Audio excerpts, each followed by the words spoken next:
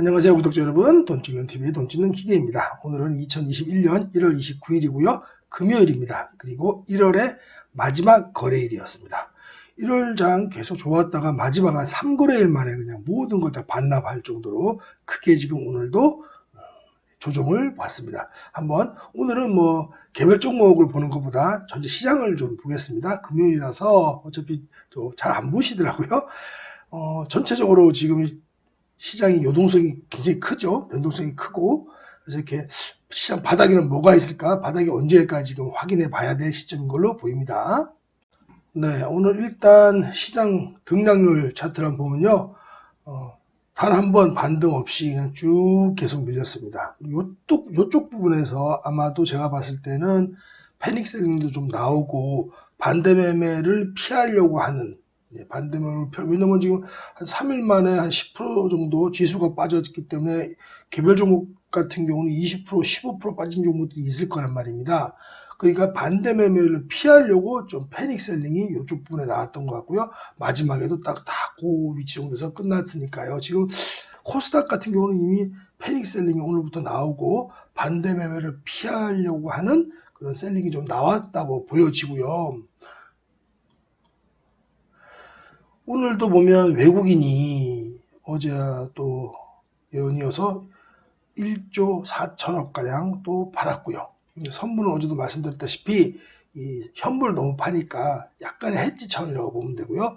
콜 옵션은 그래도 아직은 상방으로 가고 있네요. 근데 풋 옵션도 많이 줄였습니다. 오히려 옵션은 오히려 좀 상방적으로 가고 있는데 지금 현물을 많이 팔았죠. 이건 좀 이따 한번 체크해 보도록 하겠습니다.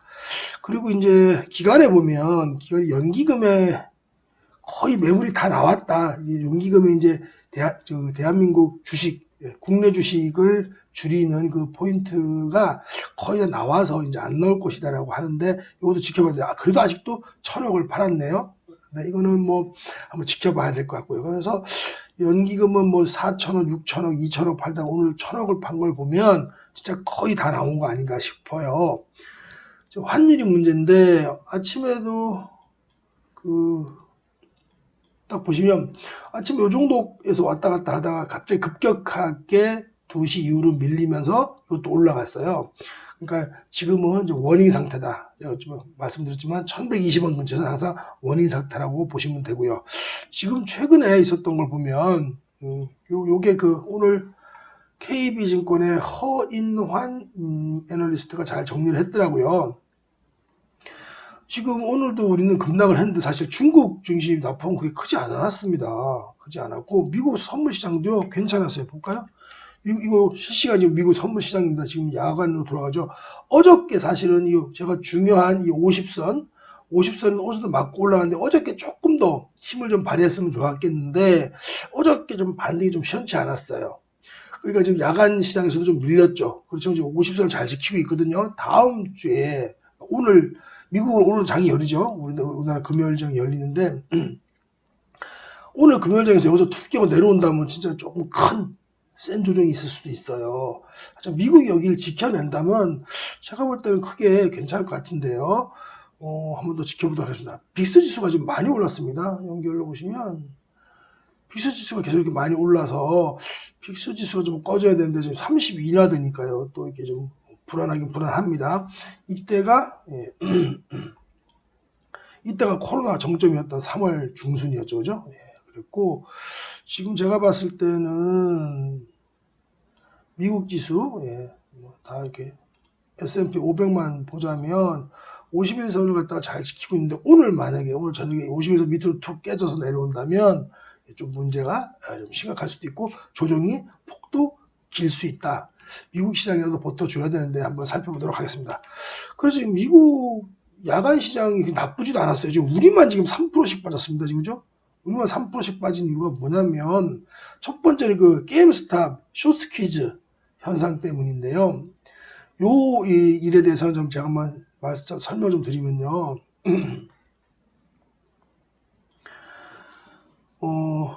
미국에 게임스탑이라는 비디오 게임 회사가 있는데 그 회사들 공매도 세력, 특히 멜빈 캐피탈은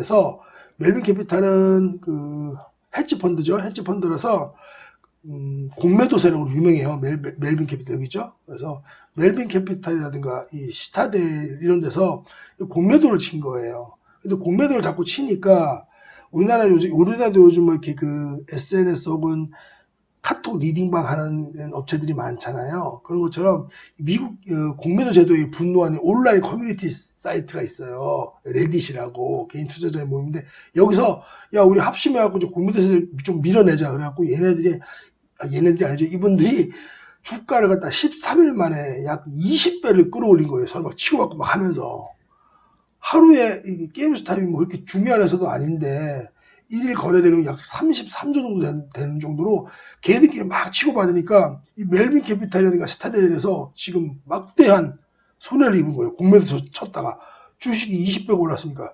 이 멜빈 캐피탈이 지금 다른 헤지 펀드사부터 한 3조 원 이상을 긴급 수혈 받고 막 그러고 있었어요. 근데 어저께 로빈훗이라는 그 플랫폼에서 또 얘네들을 뭐 얘네들이라든가 게임스탑이라든가 이런 회사를 또 AMC라든가 이런 데를 갖다가 또 거래를 또 중지를 시켰습니다. 그러니까 또 막 오늘 막 20몇 프로씩 막 떨어지고 그랬어요. 40몇 프로 떨어지고 그랬어요. 그러니까 그것도 왜 개인들을 못하게 하느냐, 거래를 못하게 하느냐, 그러면서 이것도 청문회가 열린다 그러고 또 공매도 세력한테 항상 그 시달려온 일론 머스크 같은 경우도 그쪽을 지지하고 이러면서 지금 개인 투자자하고 특히 공매도 헤지 펀드들하고 전쟁이 시작돼 버렸습니다. 그러니까 금융시장이 불안해졌잖아요. 금융시장이 불안하니까 그리고 이 멜빈 캐피탈하고 시타델 같은 데서 헤지 펀드로부터 좀 돈을 꿨으니까 돈을 꿨으면 어떻게 되니까 그 다른 헤지 펀드에서 또 우리나라라든가 어저께 베트남이 이렇게 막 빠지는 게 수상했는데 빨리 빼서 이쪽으로 메꿔야 될 거 아닙니까, 그죠? 그러다 보니까 이 숏스퀴즈 현상이 뭐냐면 공매도 친 것들이 너무 급상승해가지고 이제 그걸 갖다 메우려다 보니까 훨씬 더 올라가는 그런 현상들을 얘기하는 거예요. 그래서 이런 불안한 그 금융시장이 두 번째 요인이라고 보여지고 그러니까 우리도 환율도 좀 올랐죠.